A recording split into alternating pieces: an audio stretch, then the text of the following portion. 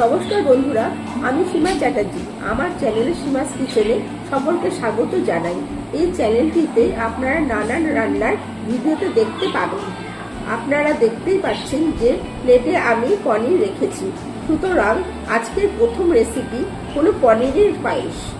তো চলুন শুরু করা যাক। পনিরটাকে আমি ছোট ছোট করে কেটে রাখবো।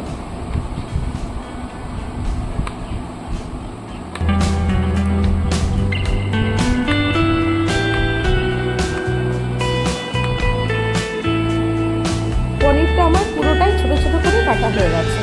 ফ্লেমটা আমি মিডিয়ামে রাখলাম। একটা বড় কাপের আমি 4 কাপ দুধ দিয়ে দেবো। এটা হলো আমার 4 কাপ দুধের পরিমাণ। এবার আমি দুধটাকে জ্বালিয়ে ঘন করে নেব। দুধটা আমার অনেকটা ঘন হয়ে এসছে। এবার আমি ছোট বাটি 1 বাটি আমুল দুধ দিয়ে দিচ্ছি।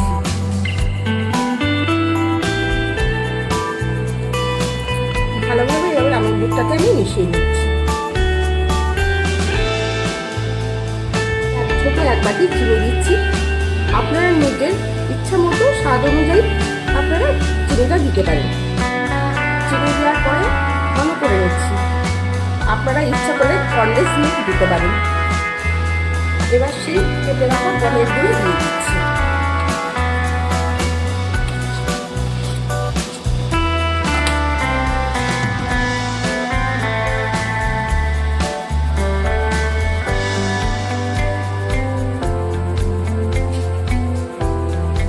থেকে পেস্তা আর কাজু কুচি দিয়ে দিচ্ছি।